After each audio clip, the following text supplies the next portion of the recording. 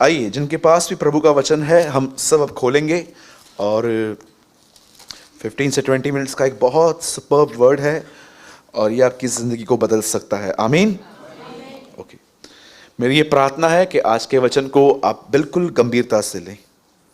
आइए, आपके पास बाइबल है, हम सब खोलेंगे पहला पतरस 1 पीटर चैप्टर 3 तीसरा अध्याय।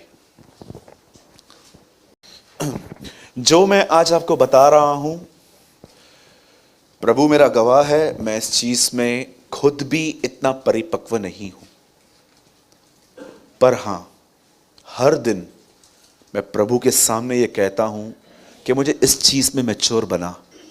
मैं नहीं कहता हूं कि मैं जमीन पे गिरा हुआ हूं इस चीज में, पर मैं एवरी डे प्रैक्टिस करता हूं कि मैं इस तरह जीऊं। और आज मैं वही कुछ अनुभव आपसे शेयर कर रहा हूं और मैं चाहता हूं आप सब मेरे साथ खोलिए पहला पतरस तीसरा अध्याय 1 पीटर चैप्टर 3 और उसका 10वां वचन। पहले आप सब खोल लीजिए। पहला पतरस प्रकाशित वाक्य के बाद आता है। अरे उसके बाद तो कुछ है ही नहीं तो कोई खोल भी रहा है क्या? मैं मजाक कर रहा हूं। याकूब के बाद आता है। और अगर आपको मेरी तरह बाइबल है तो पेज नंबर 326। और बड़ी विनती है आपसे, अगर किसको नहीं मिल रहा है तो प्लीज आप उनकी हेल्प कीजिए, जिस किसी को नहीं मिल रहा है। ओके, हम पढ़ रहे हैं। क्योंकि जो कोई जीवन की इच्छा रखता है और अच्छे दिन देखना चाहता है, एक्चुअली अच्छे दिन ऐसे आते हैं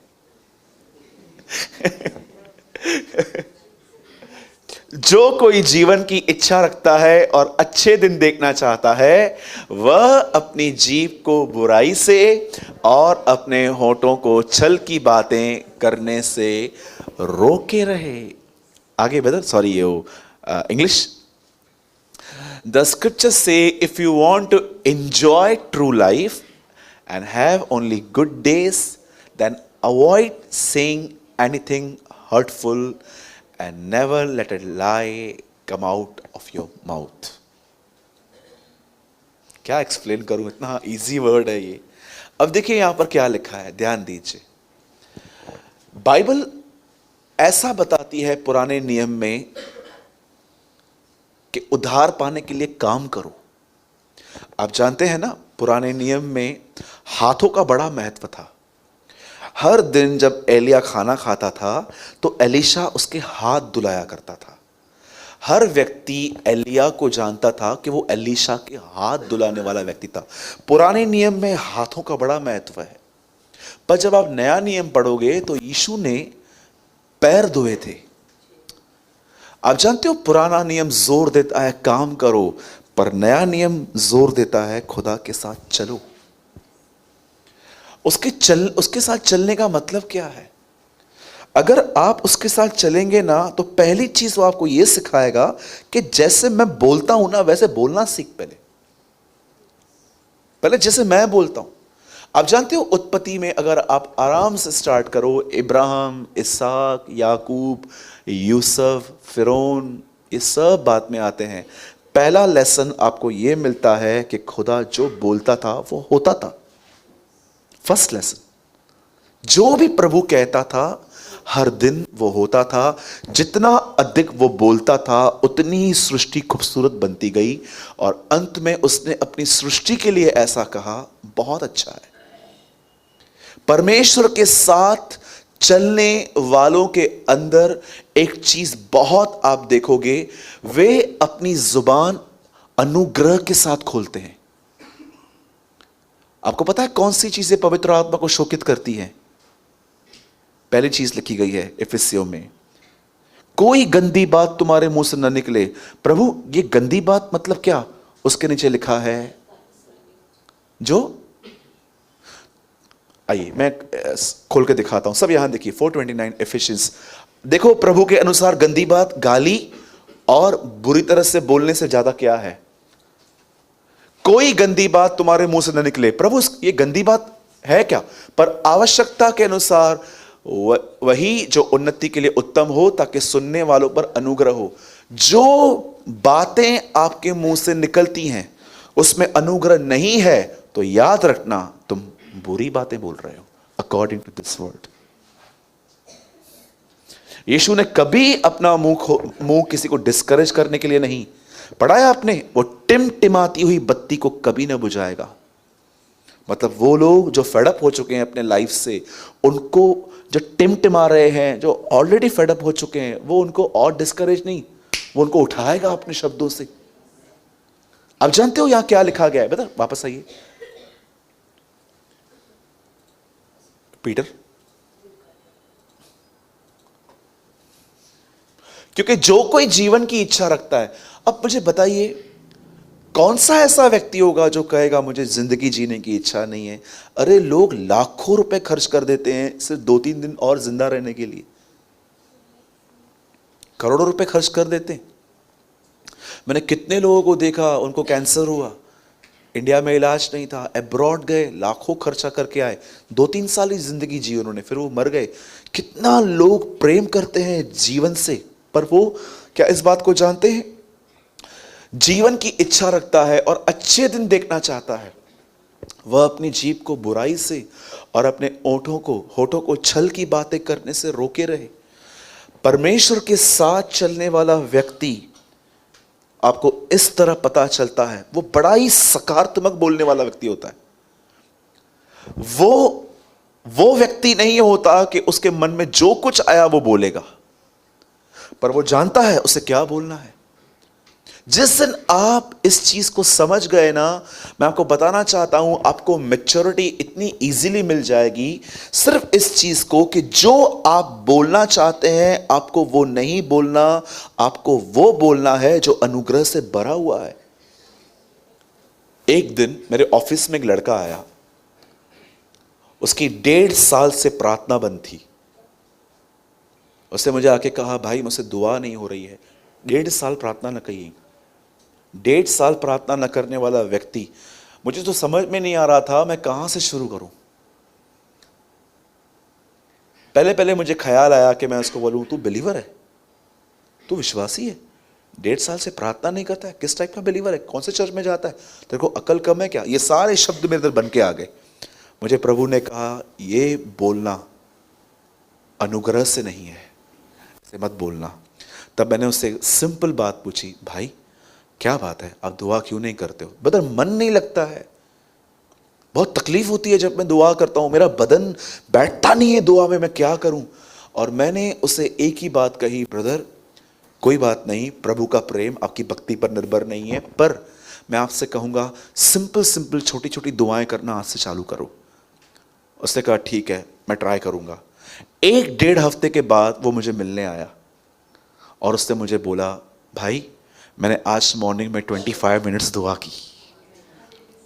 मैं सोच रहा था, प्रभु कितनी कभी कभी लोगों को गलत काउंसलिंग देते हैं हम, कि वो हमसे मिलने के बाद उल्टा और नीचे चले जाते हैं और गिल्ड लेके जाते हैं।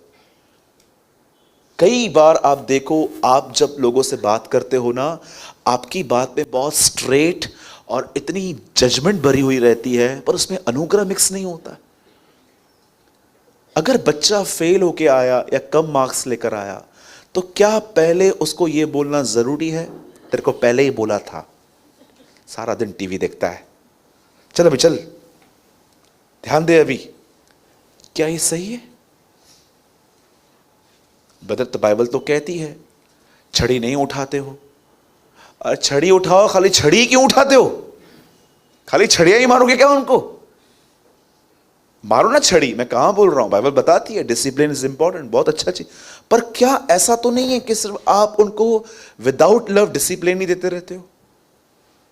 मैं आज आपको बाइबल में एक ऐसी लेडी से मिलाता हूं आने वाले 10 मिनट के अंदर। आप देखो, अपनी आशीष पाने से पहले उसने क्या किया था, रियल जो उसको जरूरत थी। आपकी बहुत सारी चीजें सिर्फ आपकी जुबान में है।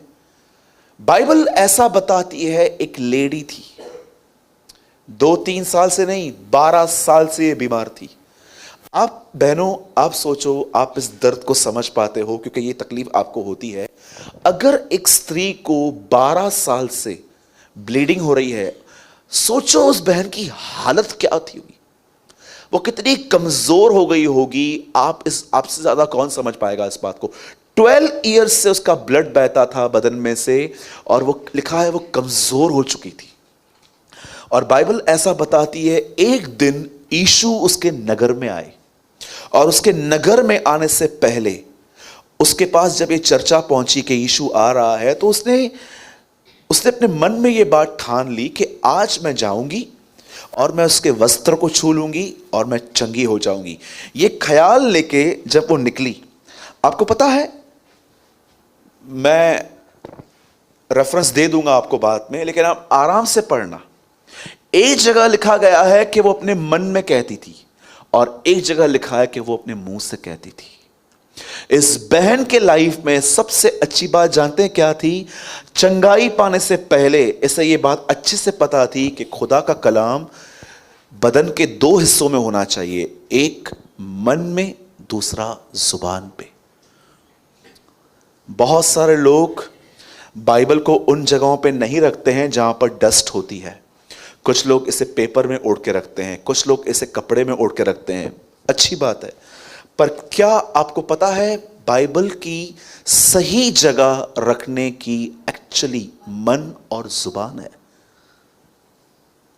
क्या आप इस बात को जानते हो? जैसे ये अपने घर से निकली, ये कन्फेस कर रही थी, मैं जाऊंगी चंगी हो जाऊंगी, जाऊंगी मैं टच करूंगी।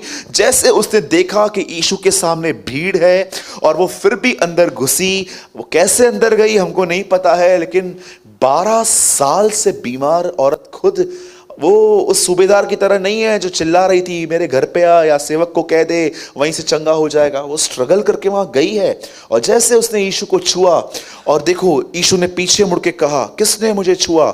चेले कहते हैं, प्रभु क्या बात कर रहा है, भीड़ तुझ पर गिर रही है और तू कहता है किसने मुझे छुआ है? आपको पता है भीड़ गिर रही थी, चंगी नहीं हो रही थी, लेकिन यीशु ने यह महसूस किया कि ये जो टच है ना, ये अलग है। इसने मुझसे मांगा नहीं है, ये मुझसे छीन के लेके गई है।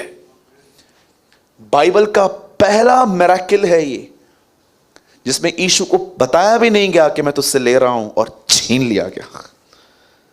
यू नो, फेथ छीनता है, मांगता नहीं है।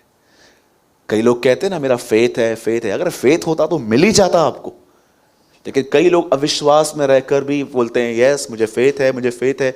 अब कितनी बड़ी बात है ना, हेवन में से मिरेकल निकला है और हेवन की किताब में भी रिकॉर्ड नहीं हुआ है, निकल गया। वो स्त्री कहती थी मैं उसके वस्त्र को छूंगी चंगी हो जाऊंगी। मैं आपसे पूछना चाहता हूं, आपका पति प्रभु में नहीं आया है, आप देख रहे हो कि मेरा बिजनेस नीचे है, आप देख रहे हो कि घर के अंदर विश्वासी भी अविश्वासियों की तरह बिहेव कर रहे हैं। मैं आपसे पूछना चाहता हूं, जो आप उम्मीद करते हो क्या वो आप बोलते हो? द बाइबल सेज अपने आशा के अंगीकार को दृढ़ता से थामे रहो, क्योंकि जिसने प्रतिज्ञा की है वह सच्चा है। आपको जो आशा है, जो आपकी होप है, कितने लोग हैं यहां पर जो अपनी होप को कन्फेस करते हैं एवरी डे? सोचो, ये स्त्री, इसने क्यों अपने जिंदगी में अच्छे दिन देखे? क्योंकि ये अपने मुंह से राइट टॉक करती थी। आज मैं आपसे पूछना चाहता हूं, ये बोलती थी अगर मैं उसके वस्त्र को छू लूंगी तो मैं चंगी हो जाऊंगी, ये बोलती जा रही थी। अब आइए मैं आपको एक दूसरा एग्जाम्पल बताता हूं। ये आदमी इस बहन से भी ज्यादा स्पिरिचुअल था। ये तो सेवक था, प्रभु के मंदिर में प्रतिदिन धूप जलाया करता था। और जानते हो, जब स्वर्गदूत, अब इस लेडी के पास तो कोई स्वर्गदूत नहीं गया था, अब इसके पास वो स्वर्गदूत आके कहता है तुझे बच्चा होने वाला है, और ये क्या कहता है? ये कैसे हो सकता है खुदा, मैं तो बूढ़ा हूं। आपको पता है ये बातें उसने कब कही है? बताइए, जॉन द बैप्टिस्ट की डिटेल देने से पहले ये बात कही उसने कि बाद में?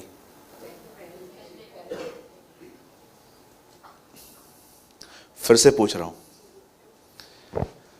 वो एलिया की आत्मा में चलेगा, उसका नाम ये होगा, वो मदरा न पिएगा, वो मां बाप का मन बच्चों की ओर फेर देगा। ये बताने के बाद उसने कहा कि ये कैसे होगा कि पहले? आराम से पढ़ो, बाद में कहा है। इतनी डिटेल्स देने के बाद वो आदमी कहता है ये कैसे हो सकता है? मैं आज आपसे पूछना चाहता हूं, जो यहां पर है, परमेश्वर के वचन की सही जगह सिर्फ एक कपड़े में, एक बैग में, एक जगह पर पर्स के नीचे रखने की नहीं है। परमेश्वर के वचन की सही जगह आपका हृदय और आपका मन है। इसलिए दाऊद कहता है, मैंने उसका वचन अपने दिल में रखा है ताकि उसका गुनाह न करूं। आज मैं आपसे पूछना चाहता हूं, आप में कितने लोग हैं यहां पर? आपने यहां पर कितना रखा है? भजनकार कहता है, जैसे चोर चोरी पाके हर्षित होता है, वैसे ही मैं तेरा कलाम पाके हर्षित होता हूं। अच्छा ब्रदर, मुझे नहीं आता है, मैं इसे कैसे रख सकता हूं? बिल्कुल मैं आपको बताऊंगा। सुनिए, खाना पेट तक कैसे पहुंचता है? कभी कभी आपने देखा है खाना वोमिट भी हो जाता है। आप सोचो, आप एक फ्रैंकी ले रहे हो, पनीर फ्रैंकी, और थोड़ो एक संखिया कोई समझो, एक संखी व्यक्ति समझो, वो इसके 2 टुकड़े खा रहा है और ऐसे से डाल रहा है अंदर, चबा भी नहीं रहा है। सोचो अगर एक घी बजाना के चाचे बुआ निगल जाना, ठीक है चलिए। सोचो आप खाना चबाते नहीं हो, निगल जाते हो। कभी कभी लोग पुराने दिनों में शर्त लगाते थे, 1 मिनट में 10 वड़ा पाव खा के दिखा, तो वो चबाते नहीं थे, निगल लेते थे। उल्टी गंदा आया। सोचो आप कुछ खा रहे हो और आप निगल रहे हो, कुछ समय के बाद आप देखो आपको वोमिट हो जाएगा। लेकिन अगर आप खाने को चबाओ तो क्या होगा? वो अंदर जाएगा, उसकी जूसेस बनेगी। कितनी बड़ी बात है ना, हमारा बदन 24 घंटे एक मिरेकल करता है। आप जो खाते हो वो ब्लड बन जाता है। एवरीडे एक मिरेकल होता है आपके साथ। सोचो आप जो खाते हो, चबाते हो, आपके अंदर जाता है, उससे जूसेस बनती हैं और आपको मसल्स मिलते हैं। अब आप में से कितने लोग ये बात जानते हैं वचन को तोड़ तोड़ के कैसे खाया जाता है? एक होते हैं रिलीजियस ड्यूटी पूरी करने वाले लोग, इनको बाइबल 1 साल में पूरी करनी है बस। ये इसलिए पढ़ते हैं क्योंकि इसको किसी ने ये बोल दिया है कि साल में माँ भी पूरी कहती माँ, किसी ने उनको बोल दिया है 1 साल में मैंने भी पूरी की है, तो इनको 1 साल में बाइबल पूरी करनी है खाली। लेकिन एक ऐसे होते हैं जिनको सिर्फ पढ़ना नहीं है, पर वो समझना चाहते हैं यीशु उनके जीवन के विषय में क्या बात करता है।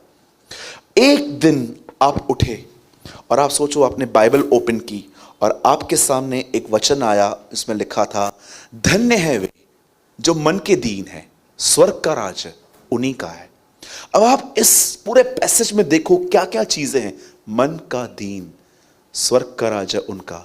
सबसे पहले मन का दीन, मन मतलब विचार, उसमें दीन मतलब खुदा चाहता है मैं अपने विचारों में शून्य बनूं। क्या मैं हूं? बिल्कुल भी नहीं हूं। जब लोग मुझसे बुरा बर्ताव करते हैं तो मैं सोचता हूं मेरे से कैसे किया, मतलब मैं अपने आप में कुछ हूं। अच्छा, इसी वजह से मैं प्रभु के राज्य में नहीं आ पाया हूं, कलीसिया जा पाया हूं, राज्य में नहीं आया हूं। देखो एक कलाम कैसे टूट रहा है आपके अंदर, और अब ये आपके अंदर जाएगा। जितना मेडिटेट करोगे उतने टुकड़े छोटे छोटे होंगे, जितने टुकड़े छोटे छोटे होंगे उतना डाइजेशन होगा और ताकत मिलेगी। इसलिए लिखा गया है, इमाउस के मार्ग पे जब चेले उसके साथ जा रहे थे, लिखा है वो हमारे साथ चला, और उसके बाद लिखा है रोटी तोड़ते ही हमने उसे पहचान लिया। आज मैं आपसे पूछना चाहता हूं, कितने लोग हैं यहां पर बाइबल, ये प्रिंटेड बाइबल जो हमारे पास है, जब आप इसे खोलते हैं, बंद करने के बाद भी क्या ये आपके मन में खुली हुई रहती है? क्या आप इसके बारे में सोचते रहते हैं? क्यों ऐसा लिखा गया है कि वो एक पेड़ है? बाइबल पेड़ किसको दर्शाती है? किसको दर्शाती है? एक व्यक्ति था, वो अंधा था, प्रभु ने उसकी आंखें खोली तो उसने क्या देखा? बोलता है मुझे पेड़ दिखते हैं। यीशु ने क्या कहा? बुरा पेड़ अच्छा फल नहीं लाता। आपको पता है पेड़ किसको दर्शाती है बाइबल? मनुष्य को। लिखा है पेड़, उसकी जड़ें पानी में है और वो फलता है। मैंने कहा प्रभु ये कौन सा पेड़ है? उसके पहले पढ़िए, वहां लिखा है वह जो ठट्ठा करने वालों की मंडली में नहीं बैठता। मतलब ऐसे ग्रुप्स बने हुए हैं समझिए हमारे नगर में, जहां पर प्रभु का वचन नहीं बोलते हैं, लेकिन सिर्फ जो लोग पाप में गिरे हैं उनकी मजाक उड़ाई जाती है। बाइबल बताती है उस संगतियों से ये नफरत करते हैं। दूसरी बात वहां पर लिखी है, जो पापियों के मार्ग में नहीं खड़ा होता। सोचो आपका एक ओल्ड फ्रेंड आपको बोलता है चल तू कुछ गलत मत करना, तू सिर्फ मेरे साथ चल। आपको पता है आज आप रोक लोगे पर कल आप उसकी तरह बन जाओगे। सच्ची कहता हूं। मुझे एक विश्वासी भाई मिला, बॉम्बे में रहता है। बोलता है ब्रदर मेरे लिए प्रेयर करो। तो मैंने उसको बोला किस चीज के लिए? हिस्से में हुक्का पीता हूं। मैंने बोला हुक्का? बोला हाँ मेरे को भी आदत लग गई है। तो मैंने उससे पूछा तेरी फ्रेंड सर्किल क्या है? तो उसने मुझे बोला यार मेरे कॉलेज के फ्रेंड्स हैं, मैं उनके साथ जाता था लेकिन अभी मैं पीने लगा हूं। आज आप सोच रहे हो कि आप सेफ हो, पर जरूरी नहीं है कि कल भी आप सेफ रहोगे। कितना रोकोगे आखिर? क्या आपके पास इतनी ताकत है कि हर बार आप बुराई को ना कह पाओ? जो ठट्ठा करने वालों की मंडली में नहीं बैठता, जो पापियों के मार्ग में नहीं खड़ा होता, उसके बाद आप पढ़िए, लिखा है परंतु वह यहोवा की व्यवस्था को मनन करता रहता है और उससे प्रसन्न होता है, और वह एक ऐसे पेड़ की तरह है जिसकी डालियां, जिसकी जड़ें पानी में है और वो अपनी ऋतुओं में फलता है। आपकी लाइफ हरी भरी क्यों है? बिकॉज आप परमेश्वर के वचन को तोड़ तोड़ के पढ़ते हो। ये रीजन है। अदरवाइज मैं आपको सच कहता हूं, आप मसीह में होंगे पर मसीह आप में नहीं दिखाई देगा, सूखे हुए रहेंगे। वर्शिप चलेगी ना, आपको यॉर्निंग्स आएंगी, जल्दी बढ़कर वचन की ओर चल। आज बहुतों को वर्शिप बोर करती है। क्यों? हम तो प्रभु से प्रेम करने की कोशिश करते हैं। आपको क्यों पसंद नहीं आती है? क्योंकि आप सूखे हुए हो। क्यों सूखे हुए हो? क्योंकि आपने कुछ चीजों को प्रथम स्थान ही नहीं दिया है। कितने लोग हैं यहां पर, सच बताइए, वर्शिप में एंजॉय करते हैं? मैं तो करता हूं, बहुत करता हूं, बहुत मजा आता है मुझे। पर अगर आपको मजा नहीं आता, क्यों नहीं आता? रीजन क्या है? प्रकाशित वाक्य में लिखा है तू ये करता है, तू वो करता है, तू एवेंजलिज्म करता है, तू प्रॉफिट, ये लास्ट से प्रभु उसको कहता है फिर भी तूने अपना पहला सा प्रेम छोड़ दिया है। आप बिलीव कर सकते हो, एक आदमी मिनिस्ट्री कर रहा है पर उसको प्रभु से कोई प्रेम नहीं है। मेरे भाइयों और बहनों, उस बहन ने चंगाई पाने से पहले, आपको पता है, हम होल डे, मैं आखिरी बात बता रहा हूं उसके बाद हम खड़े हो जाएंगे। मैं आपको सच कहता हूं, जब हम सुसमाचार पढ़ते हैं ना, मत्ती, मरकुस, लूका, यूहन्ना, सिर्फ यीशु के चमत्कारों को ही नहीं, देखो कि उसके आसपास जो लोग थे वो क्या कर रहे थे। आज मैंने इस बात पे जोर नहीं दिया कि यीशु ने कैसे उसको चंगा किया बगैर देखे, पर मैंने आपको जोर क्या दिया कि अपनी चंगाई को पाने के पहले उसने क्या कहा था। हर चीज जो आप उम्मीद करते हो कल देखने की, आज उसे अंगीकार करो। मैं प्रतिदिन सुबह उठ के ऐसा कहता हूं, खुदा तेरा कलाम कहता है कि तू अंतिम समय में अपने लोगों पर अपना आत्मा उंडेलेगा। आज मेरे लिए वो दिन है जब मैं आज आपकी परिपूर्णता को देखूंगा अपने अंदर। मैं प्रतिदिन ये कन्फेस करता हूं और ट्रस्ट कीजिए मुझ पर, मैं एवरीडे उसमें बढ़ता भी जाता हूं। अपनी आशा को अंगीकार करो, क्योंकि जिसने प्रतिज्ञा की है वो सच्चा है। क्या देखना चाहते हो? आप सोचो, कुछ तो आपके अंदर होगा जो आप देखना चाहते हो। सिर्फ दुआ नहीं, कन्फेस करो उसको। वो लेडी को देखो, वो जब जा रही थी, वो ये नहीं, मुझे तो लगता है अगर वो ये नहीं सोचती, अगर वो नहीं बोलती ना, तो दूर से उसे देखती, किधर से जाऊं, किसी और को बोलती, चांस नहीं है ना आज, कल वापस आएंगे ये, चलो मैं कल ही आती हूं। फिर वो ऐसी नहीं थी, वो निकली थी बस, आज तो जाना ही है उधर। अगर वो ये नहीं बोलती ना तो वो हमारी तरह प्रभु में रहकर भी एक हारी हुई जिंदगी रहती, जिससे लोग आज विचारों में बांध के रहते हैं, ये चीज़ तो मैं छोड़ ही नहीं सकता हूँ ब्रदर, पॉसिबल ही नहीं है, ये तो मेरी लाइफस्टाइल बन गई है। ओके, जैसा तुम्हारा विश्वास वैसा तुम्हारे लिए हो। वो किसी को नहीं देख रही थी, वो बोल रही थी नहीं बस मुझे वहां पहुंचना है, और जैसे उसने यीशु के गारमेंट्स को टच किया, लिखा है वो चंगी हो गई। और मैं आपको बताना चाहता हूं, न सिर्फ चंगी हुई, उसने उसके बाद एक ऐसी महान आशीष पाई है, मैं समझता हूं आज कलीसिया इसकी वैल्यू तक नहीं करती। यीशु फिरा और कहा किसने मुझे छुआ, और वो सामने आई, और जानते हो यीशु ने उसे क्या कहा, बेटी। कितने लोगों को ये पसंद है यीशु आपको बेटी कहे, यीशु आपको बेटा कहे। अरे क्या लेने गई थी, क्या लेकर आई। मैं समझता हूं मरते दम तक उसे ये बात याद होगी कि एक दिन खुदा मेरे नगर में आके मुझे बेटी कह के गया था। जितनों ने उसे ग्रहण किया उसनों को उससे संतान होने का अधिकार दिया। आज लोग इतना खुश होते हैं जब आप उनको बोलो पास्टर बनोगे, आप प्रीचर बनोगे, आप प्रॉफिट बनोगे, आप वर्शिपर बनोगे। कितने लोग बोलते हैं ब्रदर इन सब बातों को छोड़ो, मैं सबसे पहले उसका बेटा और उसकी बेटी बनना चाहती हूं। यस, इससे बड़ा कोई टाइटल ही नहीं है कि खुदा आपको कहे, क्या कहती है बाइबल, वो मेरे बेटे और मेरी बेटियां कहलाएंगी, मैं उनमें रहूंगा और उनमें चला फिरा करूंगा। पुराने नियम में किसी को नहीं मिला था भाई। पुराने नियम में जितने भी लोग थे वो सब उसके नौकर की तरह थे, जो उनको बोला जाता था वो करते थे। पर ये प्रिविलेज हमें मिला है कि खुदा ने हम पर रिवील किया है, we are sons and daughters, हम बेटे बेटियां हैं। और याद रखना, आप कैसे भी क्यों ना हो, चाहे हो सकता है कि इन दिनों में आप बहुत गलत जिंदगी जी रहे हो और आप चाहते हो खुदा मैं निकलना चाहता हूं, लेकिन कुछ चीजें चकमक की तरह चिपक गई है, मैं फिर भी कहता हूं, फिर भी तुम उसके बेटे हो, फिर भी तुम उसकी बेटी हो। वो तुमसे प्रेम करता है।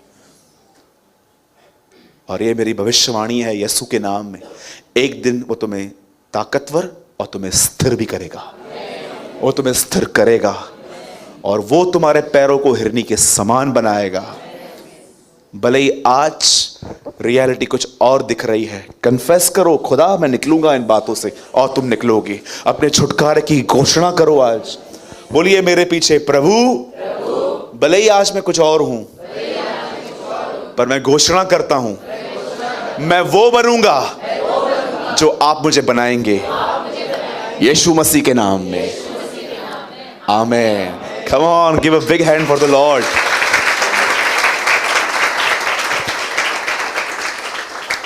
जो कोई जीवन की इच्छा रखता है और अच्छे दिन देखना चाहता है, वह अपनी जीभ को बुराई से और अपने होठों को छल की बातें करने से रोके रहे। प्रभु रोके रहेंगे, लेकिन फिर बोलें क्या, वचन, वर्ड।